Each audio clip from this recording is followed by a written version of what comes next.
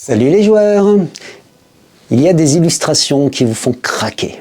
Moi, craquer, c'est exactement ça, c'est After Us. J'ai craqué car j'ai trouvé l'illustration très belle. Mais que vaut le jeu? Alors le jeu, c'est un jeu de Florian Siriex, illustré par Vincent Dutray.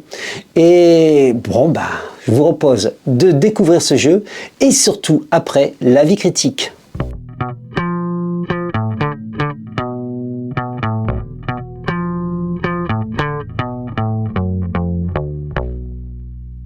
Donc voici le jeu disposé. Bon là j'ai fait un seul joueur, c'est pas tout à fait vrai bien sûr, c'est un jeu qui peut se jouer jusqu'à 5 joueurs. J'ai donc disposé un petit jeton sur la piste du score qui fait tout le tour. Si je commence par la piste du score, c'est que c'est le but du jeu en fait. Nous devons terminer à 80 points. Le premier à avoir terminé, à avoir fait le tour de la piste, a gagné. Voilà, ça c'est le but du jeu, obtenir 80 points. Pour cela, je vais incarner une tribu de singes. Alors j'ai choisi ici des singes de couleur jaune, voilà, avec un petit symbole, mon symbole de tribu. C'est donc une spirale. Sur mon plateau, j'ai des valeurs, ici. Donc nous retrouvons des fruits, des graines. Nous avons ici des fleurs et des batteries. Voilà, ça je vais pouvoir disposer mes valeurs ici. Nous avons aussi des points de rage, donc des points de rage qui vont de 0 à 12, et je vais pouvoir monter ça avec un petit curseur, avec un autre petit jeton, voilà. Ça c'est mon plateau individuel. J'ai en dernier lieu des jetons, avec de l'autre côté des actions possibles. Recommencer, obtenir 2 batteries, obtenir 2 points de rage, et obtenir 2 points d'expérience, donc des points pour pouvoir monter mon curseur autour de ma piste, et ça c'est toujours intéressant. Vous remarquez sur cette piste d'ailleurs, il y a quatre types de singes différents. Il y a des mandrilles, il y a des orang-outans, il y a des gorilles et il y a des chimpanzés. Ils sont divisés en 2 valeurs. Les valeurs du bas et les valeurs du haut. Les valeurs du bas, ce sont des cartes ayant comme valeur 1, avec des points que l'on obtient lorsqu'on se sépare de cette carte. Vous remarquez aussi 3 lignes de petits caissons avec des points particuliers. Là, c'est un fruit, une batterie, un point de victoire. Donc valeur 1, si je continue avec mes mandrilles, valeur 2, vous remarquez, il y a peut-être plus d'informations, plus de choses à voir dans ces cartouches. C'est valable pour tout le reste. Si je prends les orang-outans au niveau 2, voilà, on va voir un petit peu, vous remarquez, il y a des capacités particulières. Suivant les cartes, il y a plus de batteries, suivant qu'on prend un orang-outan, plus de points de victoire si on prend un mandrill, plus de points de rage si on prend un gorille, et plus de possibilités, lorsqu'on prend un chimpanzé, des possibilités de pouvoir rejouer. Pour obtenir ces singes de niveau 1 et niveau 2, je vais devoir dépenser des petites fleurs, 3 fleurs pour les singes de niveau 1, 6 fleurs pour les singes de niveau 2. Dernière chose, vous remarquez aussi sur ce plateau, il y a des objets. Là, ici, nous avons par exemple le flipper. Et ce flipper, vous voyez, il y a un petit symbole, un petit plus. Alors, si je regarde la règle du jeu, je m'aperçois que de ces objets, donc on en a plusieurs. Il y a la mobilette, il y a une vieille enceinte portative, je ne sais plus comment ça s'appelle pour vous dire. Il y a un frigo, je pense. Lorsqu'on regarde la règle du jeu, au dos de la règle du jeu, nous avons donc nos 7 objets avec nos caractéristiques. Donc là, par exemple, si je prends le flipper, avant de constituer votre assemblée, piochez une 5e carte. Vous jouerez la totalité du tour en cours avec une carte supplémentaire. Et ça me coûte 4 batteries. Donc voilà, je sais que je peux dépenser des batteries pour acheter temporairement les effets d'une de ces cartes. C'est tiré au hasard, j'en prends 3 qui sont tirés au hasard, les autres peuvent rentrer. Je termine mon explication, donc ça c'est un aide-mémoire, en possédant 8 cartes pour commencer, 8 cartes donc de l'amarin je crois, pour le nom des singes, avec des valeurs, voilà, ça c'est le deck de départ. Ces cartes sont bien sûr mélangées, puis je me saisis de 4 cartes qui vont constituer, lorsque je vais les installer donc sur la table, des valeurs à combiner. Vous remarquez les petits cartouches. Alors les cartouches ne prennent effet que s'ils sont totalement entourés de noir. Ainsi, par exemple, si je regarde bien, celui-ci ne peut avoir aucun effet, ne fonctionne pas. Celui-ci fonctionne. Les lectures sont assez simples. Une fleur plus une batterie vont donner un point de victoire. Si je combine avec, ici, celle-là peut-être. Là, j'aurai une graine. Voilà, je replace une graine plus une batterie égale un point de victoire.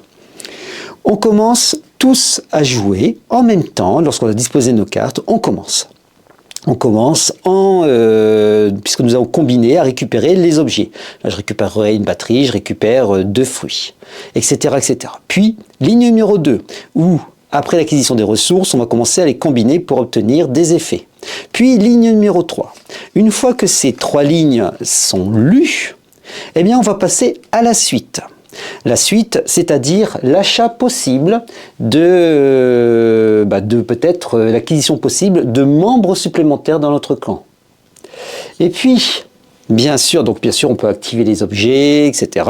Et après, nous allons face cachée choisir une combinaison qui va nous offrir la possibilité de pouvoir redémarrer, par exemple, ou pouvoir d'obtenir des points.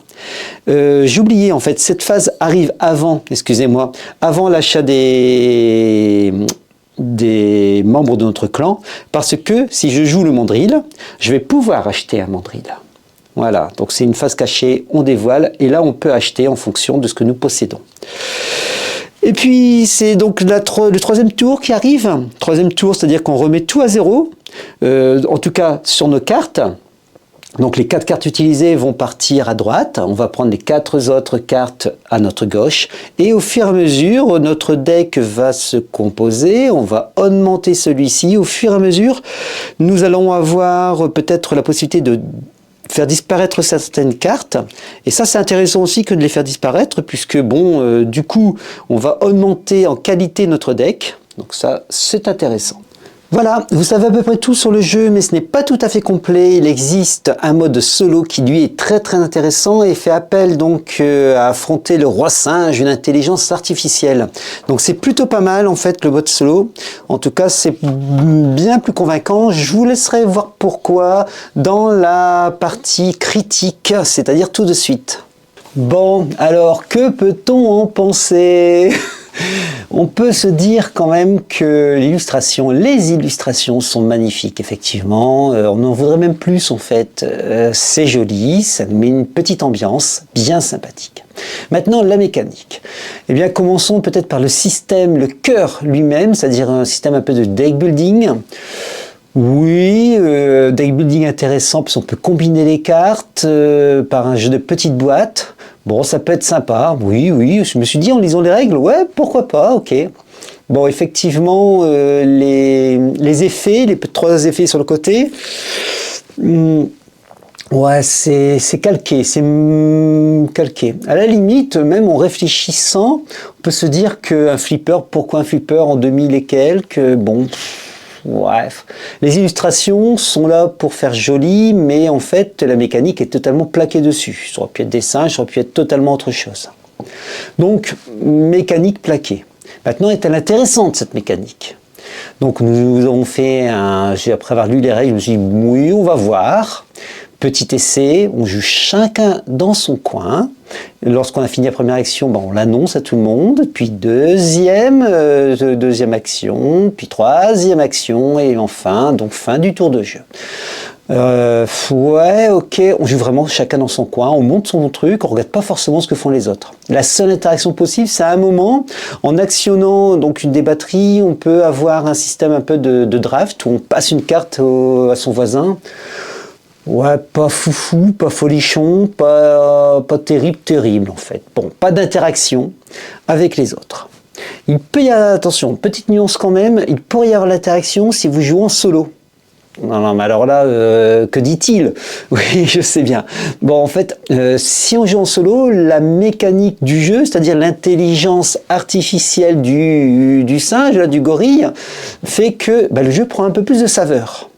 Donc de là à vous dire qu'After Us c'est plutôt un jeu solo qu'un jeu à plusieurs, j'aurais bien presque envie de vous le dire en fait, oui.